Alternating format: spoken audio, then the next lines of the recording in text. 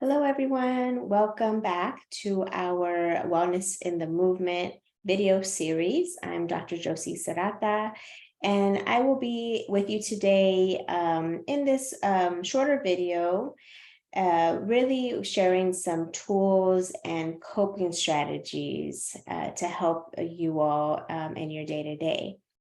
If you watch the Radical Self-Care video, you know that we really think about radical self-care in developing tools and resources for how we can support our nervous system day to day. So beyond the notions of, right, capitalist notions of taking a vacation and buying all the things, right, to make ourselves feel better, this is really how do we build our individual coping skills and strategies to integrate into our daily routine, our daily practice, so that we can really on a daily basis have a practice of self-care, regulating our nervous system. We are in the field of domestic violence, family violence. We're in the field of trauma. And so it's really starting to develop your toolkit so that we can support your nervous system and support yourself on the daily basis. So that's what this video is. It is a practice video, so we'll be going through a few strategies that you can use in your day-to-day practice to help in those moments where you catch yourself dysregulated or stressed or tense. So if you remember from the Radical Self-Care video, we use the window of tolerance. We really like this depiction of understanding our nervous system, how it reacts to stress, so that we can then build our skills around our reactions. And so if you remember, we use this window of tolerance metaphor that we're floating down a stream, right? And when we float down the stream, if you think about, if you've ever been floating down New Braunfels here in Texas or one of our other beautiful rivers, when the river widens, right, the flow of the water slows down. We're kind of calm. We can look around. We're not worried about the upcoming waterfall, right, or rapids. We're a little bit more chill, can take in our environment. We're cool, calm, and collected. That is when our nervous system is regulated. It's not sensing danger. It's not sounding alarms for safety. And so what our goal is to practice widening our window of tolerance. And we can actually retrain our nervous system and our brains to do this. It's a very powerful tool by practicing day to day on a daily basis, bringing your nervous system back to a state of calm and balance and control and connection with others. And so thinking of for yourself, when are the most chill moments, right? For me, it might be my family comes from a country surrounded by water, lots of beautiful beaches. And so that is a very soothing and calming place for me. Water is a very calming element. And so maybe I'll do practices to visualize these places that I've been to help cool my nervous system and calm myself down. And so some of the practices we'll introduce today is being able to allow you to widen your window of tolerance, but then also to start to recognize when you start to move into these dysregulation spheres. So if we go above where the box of the window of tolerance, we see, dysregulations. This is where you start to, deviate outside of your window. You don't feel comfortable anymore. You might start noticing tension, maybe in your brow or in your arms and legs. And this is where you're starting to get starting to get out of that window of tolerance and alert to stress or to danger. And then, of course, the next level is when it's more extreme, when we're in a real abnormal state of hyper alert, hyper awareness. This might be where we feel anxious, we feel angry. And I'm not sure if many of you have the experience of when you get overwhelmed, maybe there's a lot of noise going on in the house, you've had a stressful day and you're just irritable, right? Or you might just be angry. This is a sign for hyperarousal, that your nervous system is dysregulated. And so the first step is to pause and start to notice this for yourself. And in our tools, in the tip sheet, we will share a nice article where we got this image from, that really walks you through how to start to identify this for yourself. What are symptoms that show up in this hyper-aroused state, or the hypo-aroused when we're in shutdown? So you can just start to build your awareness. You can start to build your awareness, and you can start to build your toolbox on a really day-to-day, moment-to-moment basis, what's going on with you and what's impacting your stress and trauma response. Now, on the bottom side, the dysregulation. Now, this happens. This is kind of where we might be in hyperarousal for a long period of time, or just extreme hyperarousal, and then we kind of like snap down into a hypoarousal response, or a shutdown response. Our nervous system, if you think about an animal who, you've seen those videos, are out in the wilderness, they're about to get to attack, and maybe they just collapse, like a possum, right? Collapses and plays dead. That's a hypoarousal. That's your nervous system taking over and shutting you down, because it's like, this is way too extreme of a danger. The problem is that we don't live in those times anymore, but our nervous system still reacts that way. And so our nervous system may react that way in times of extreme stress of our daily lives. And for us to be able to start to recognize and retrain our nervous system, that it can react differently, or that you have the tools that you need to help it regulate and get it back into this window of tolerance. So the dysregulation might, on the bottom side, on the hypoarousal end, might feel you're kind of out of it. You're really tired throughout your day. You lose track of time. You're just floating around. I hear often, I just feel like I'm on autopilot and I'm just functioning throughout my day. But you don't necessarily feel in your body. And this can be this dysregulation piece, not to the extent where you feel completely out of control, but you just feel out of it. You feel on autopilot, you feel disconnected, you feel fuzzy. And then when you go to the next step, more extreme hypoarousal state, is where you're really in this decreased responsiveness, exhaustion, depression. You're just numb to maybe numb to everything around you, numb to the work that you're doing. You may experience really your body really shutting down. Sometimes people will experience this state. I give the example, right, when I was in school and I'd have finals, or I'd have a week where I'd have a bunch of deadlines. I'd work. I'd be in this kind of hyperarousal state. And then as soon as those deadlines were met, I go into shutdown. I'd often get sick. I'd actually physically get sick, get flu symptoms, and that's your body shutting itself down, saying you need to rest. This has been too much. And so our nervous system is amazing and incredible. It is meant to protect us.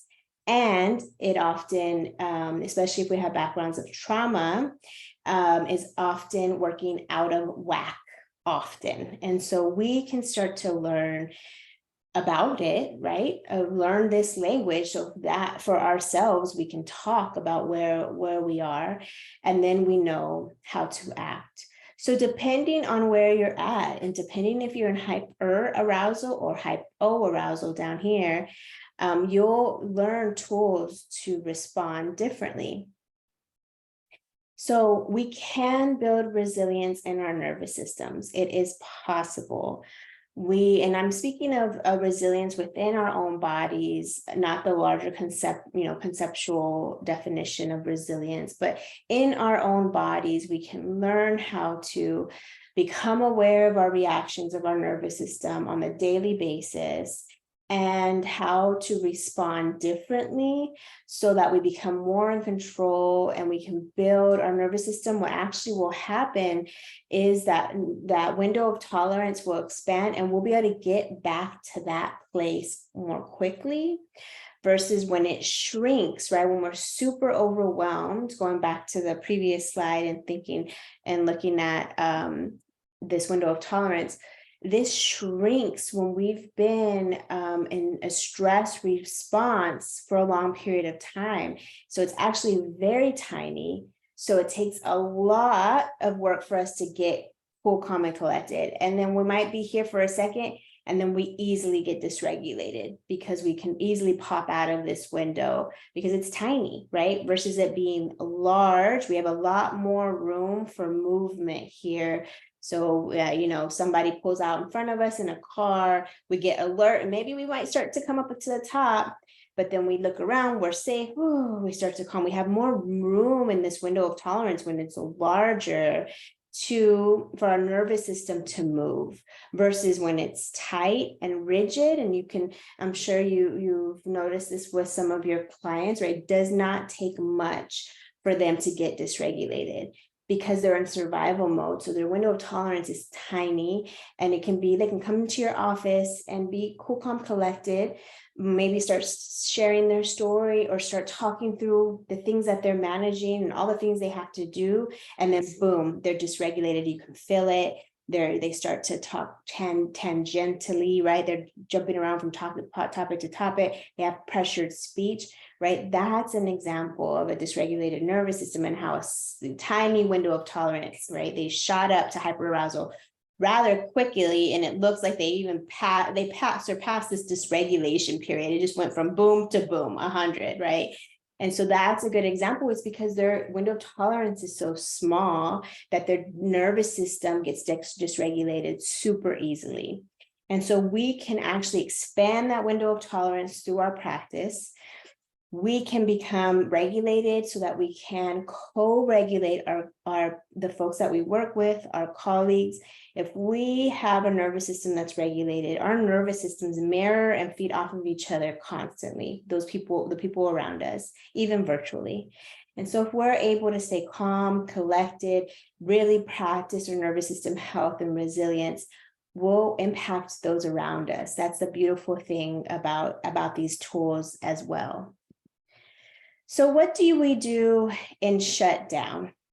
This is the hypo-aroused, right? This is the piece where you're disconnected, you're on autopilot, you're just flat, things that you used to bring you joy or things that you used to be responsive to, you just don't feel it anymore, right? You might feel detached from yourself, from your feelings, from your physical bodies, disassociation, depersonalization.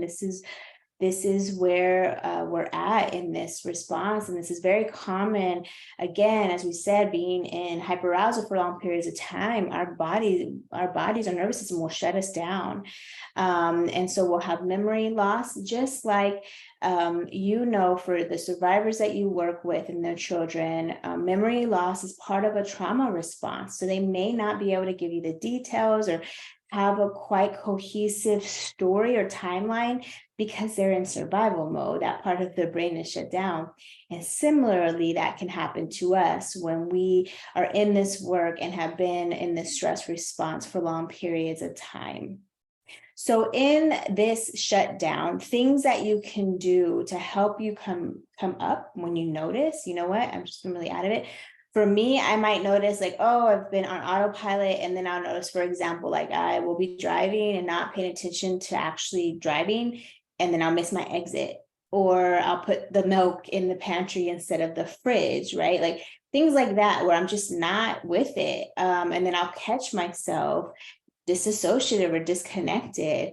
So then in those moments, as you build this practice, as you start to catch these things, then you can know what to respond, right? So then I will, do some movement. So for shutdown, think of shutdown, depression, sleep, lots of sleep, right? For this response would be the opposite. You need the opposite of what your body's doing. So some gentle movement, some gentle stretches, maybe going out for a walk. Yes, you won't feel like it initially, but maybe commit, let me just walk down the street and back, right to the corner, whatever. Let me walk outside and just step out of the office today. Nature, getting into nature and actually grounding with the elements, like the trees, looking up at the trees around you is very grounding and activating, right? So it'll start to bring your nervous system up, like, oh, okay, I see a beautiful bird there. I hear, whatever nature sounds that I hear, and really tapping into your five senses, using your five senses to bring you up, right? So when it's kind of like if you're thinking about, you're going to engage in a practice and you're going to use your five senses, your smell, your touch, what you hear, right? What you see, and what you taste, to activate your nervous system. And then mindfulness, of course. Mindfulness is very helpful in both of these responses. And there are so many practices of mindfulness, but you can easily just look up a video, an easy video on YouTube. Just type in mindfulness and scroll through them and see any activities that you might want to try, and press play and try it. For that to happen, you need to have some time for yourself, right? So some folks will get up earlier than their family members, to have some time for their little practice, or the end of the day before, when everyone's in bed, and just taking a few more minutes just for yourself at a lunch break, in between meetings, right? Just a couple, it can be literally like 2 to 3 minutes of activities. The key is to be intentional about it and really try to practice. So what we're going to do is we're actually going to practice. So this is the place where we're going to pause. And I'm going to walk you through a couple of activities just for you to practice what it's like to respond to your system in hypoarousal. So first is the breath. So if you can take a moment, if you're watching this video and you want to push pause and get comfortable, if you want to sit, depending on where you're at, right? If you want to, just readjust your seat, making sure that you're sitting with your feet on the ground, really allowing your chair to hold you up. Or if you would like to sit on the ground, that's very grounding for the response to hyperarousal, right? We talked about practicing grounding. Or if you want to sit, on the ground, that's fine too. But the key is that you kind of just allowing yourself to be held up either by the chair or the ground, allowing yourself to feel the sensations of your body connected with the chair or the ground. So if it's the bottom of your feet or your legs are touching the ground, your bum is being held by the ground or the chair, like really kind of just like settle in, feel your weight drop. Maybe you just let your shoulders kind of roll back and down, loosen your jaw. So we often tighten our jaw so much when we're stressed. Loosen your jaw, loosen your brows, right? Just bring awareness here and intentionality to slightly open, let your mouth open just slightly. Whatever feels comfortable for your body. Check in, whatever your ability level is, whatever it is that you need, don't ignore it, don't push through. Respond in that way. Respond if it's just feeling your torso on the chair that's holding you, then think of that, right? Whatever it is that your body needs, or how your body's interacting with the floor or the chair, think of just grounding and setting in to that space. And then you're going to bring your attention to your breath, bringing in your breath, drawing it in through your nose, allowing it to come back down your throat, all the way down through your lungs and hit your abdomen. So this is diaphragmatic breathing. The reason why this is so important, because it actually activates the part of your brain that tells you to relax. So big, deep breath in, drawing that breath in. If it feels comfortable, put your hand on your belly button and just allow that belly to expand and release. And then bringing that breath up and out again. Completely contracting your belly. So let's put one hand on the belly, one hand on the chest.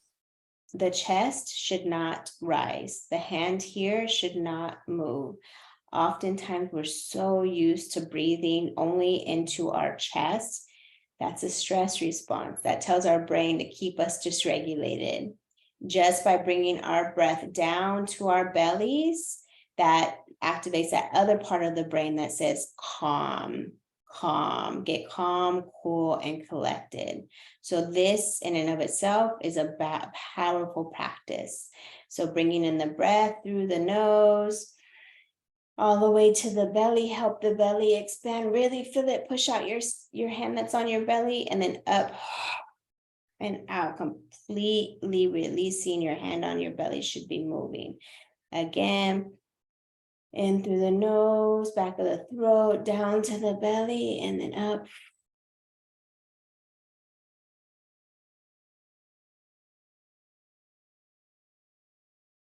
We're going to do this a few more breaths.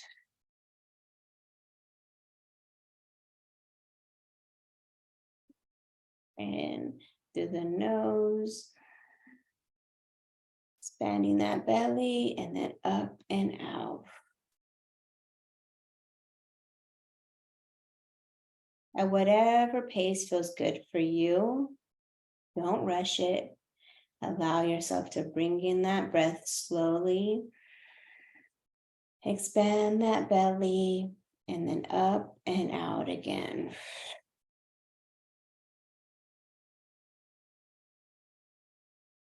Allow your breath to return to its normal pace. Not doing anything with it, not changing it. Just allow it to come back to its normal pace. And if you have your eyes closed or your gaze down, you don't have to close your eyes if that doesn't feel comfortable. You can always just keep your gaze down. Just open your eyes slightly if they were closed. And then we're going to move into another practice. Now, this practice is using the 5 senses, allowing your breath just to flow the way it wants to flow, not changing it or adapting it. Just let it be. And what I'd like you to do is pay attention to what you're seeing. So your eyes are slightly open, or you can look around if you like. And I'd like you to label 5 things that you can see. 5 things that you can see. It can be your laptop, if you have books in front of you, a picture, artwork, just the wall, the ceiling, whatever that is for you. Allow your gaze to move around to these objects and name them for yourself. 5 things you can see.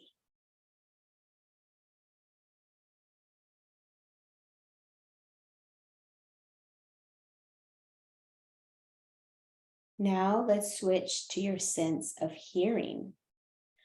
4 things you can hear. And these can be subtle things. It could be my voice. It could be the hum of the laptop, hum of the air condition, or a fan. If you have an animal in the background making some noise. 4 things you can hear. Really tune in to that sense of sound. And maybe even expanding your sense of sound awareness to outside your room. If you're at home, or if you have a window, what's happening outside your window, or what's happening outside your office and the other parts of the office building or other parts of the house. What are 4 things you can hear?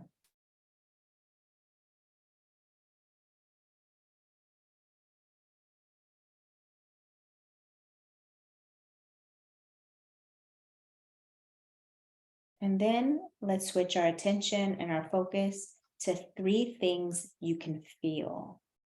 3 things you can feel. This can be maybe the ground at the bottom of your feet, or your feet in your shoes, your clothes, your jewelry on your body, the chair. or maybe you have something in your hand or you're touching on the keyboard. 3 things you can feel.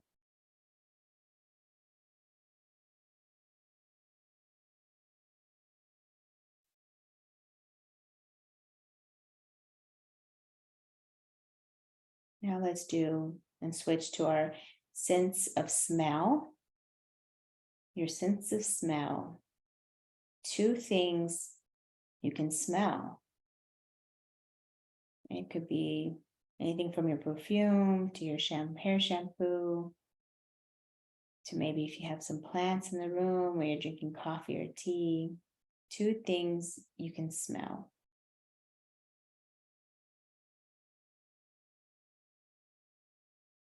And now, last thing, 1 thing you can taste.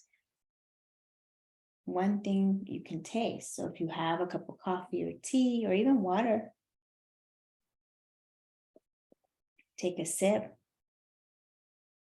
What does it taste like? You might have a mint in your mouth, whatever that is, just whatever. Sense of taste. Okay. So those are 2 activities you could practice again when you're in hypoarousal, when you're shut down. They're a little bit more activating. The diaphragmatic breathing, right? Bringing that breath into your belly. I like that one because it requires you to like focus, because it's harder when you're learning, like, okay, where's my breath going? And am I pushing this hand out? And so it's a little bit more activating. And then the 5 senses are very grounding. So that's also very activating. You using your 5 senses to come out of hyperarousal. And you can do that practice anytime you're in a meeting. You can just look around. If you feel yourself kind of out of it, you can start to describe things to yourself, tune into what you're hearing, right? Use your 5 senses. So remember hyperarousal. Hyperarousal is this, right? The volcano up. This feeling pretty anxious, overwhelmed, chaotic, right? You just can't keep track of your thoughts. Maybe you're like, oh, what do I need to work on today? I've got so many things. What am I going to tackle first? Or like I said earlier, if you're feeling irritable or angry, that happens to me often when I get home from a long day of work, and then I'm having to do dishes and the kids are screaming, right? And I'm like, ah, sometimes I'm like up here and I can feel myself wanting to have an outburst, right? And so really being able to notice that when I'm getting to that point and pause it, right? It's really important as parents, of course, to practice these skills of regulation so that we aren't stressing out our children and adding to the chaos of the home. Other things that can be in this category, right, is that fight or flight response, really feeling like, oh, like I want to get out of here. I feel really agitated, or I just want to full on brawl, right? But other things that fall into this category are obsessive compulsive behavior or thoughts, like really ruminating on things, not being able to let go of these thoughts, or having behaviors that you use to cope with those thoughts, like checking, overeating or restricting. So we are in this state, and sometimes we're elevated and we start to our diets fluctuate, and we might become very rigid about them. And also impulsivity, rigidness, addictions lay in this area as well. So you can see that that where we're at in this area, this hyperaroused response can be very I don't want to label it problematic, but very stressful to ourselves when we find ourselves in hyperarousal for long periods of time. And so for this, right, and I want to remind us that we can be in hyperarousal and we can experience both things, hyperarousal and hypoarousal. Some of us might respond more in one area or the other. So for me, it's hyperarousal. I'm a more anxious person. I do have a traumatized nervous system, so I do get into fight or flight quite often. And so I live up here. And though, like I described, I have had moments where I am in shutdown, in hypoarousal. And so this is a very familiar area for me where I've really had to practice and learn different tools in this toolbox.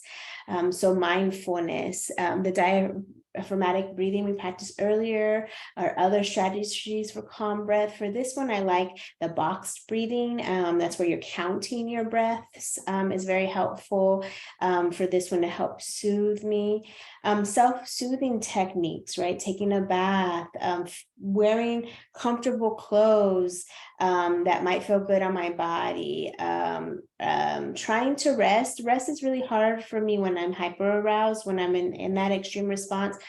For me, actually, I might need to move it out of my body, and taking a break. So really taking a break, walking away for me, walking outside, taking a deep, fresh breath of fresh air, or taking a walk helps me get out of the hyper aroused.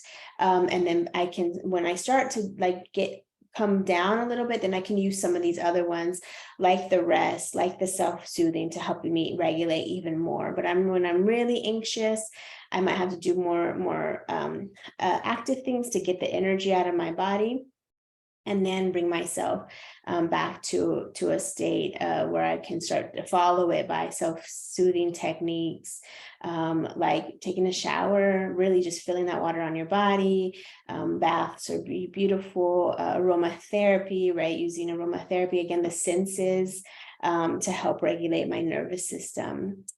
And so, again, in the tip sheet, there's a link to an article with different examples on what you can do for this state.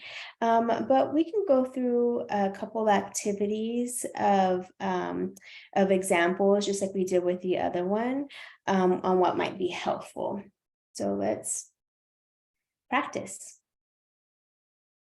So this is the state. Remember, hypoarousal when you're up. You might be a little bit more agitated, you might feel a little bit more energy. And for this one, actually, an easy tool, again, the breath is beautiful, always the breath. So we'll start with the breath, just bringing in the breaths, pausing at top, and then releasing. So like before, get comfortable in your seat, but if you're feeling a little bit more anxious, you might not be able to completely let go, but it's okay. Like sit up in your chair a little bit, allow yourself to hold yourself up, and then bring in that breath, pause at the top, and then release slowly. So this one, we're going to put counting 2. We're going to bring in the breath, 2, 3, 4, pause, 2, 3, release, 2, 3, 4, 5. Again, bring in the breath, 2, 3, 4, pause for 3, 2, 3, release for 5, 2, 3, 4, 5. In, 3, 4, pause, 2, 3, release for 5, 2, 3, 4, 5. Pause, release.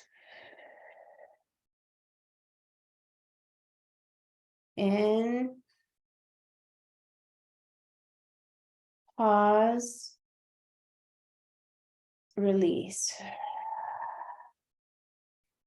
One more round. In,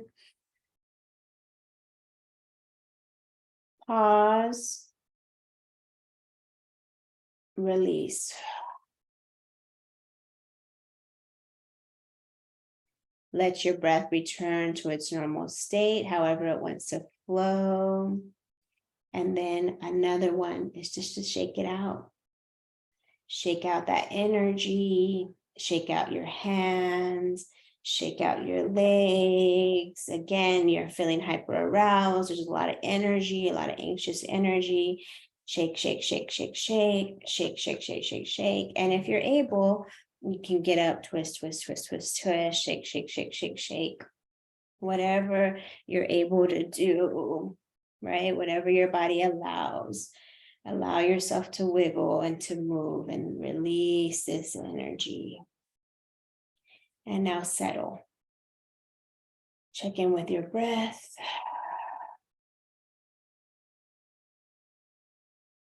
And last practice is to hug.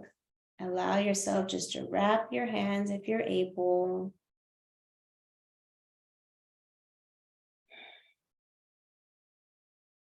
Squeeze tight. Take those big deep breaths. And just hug.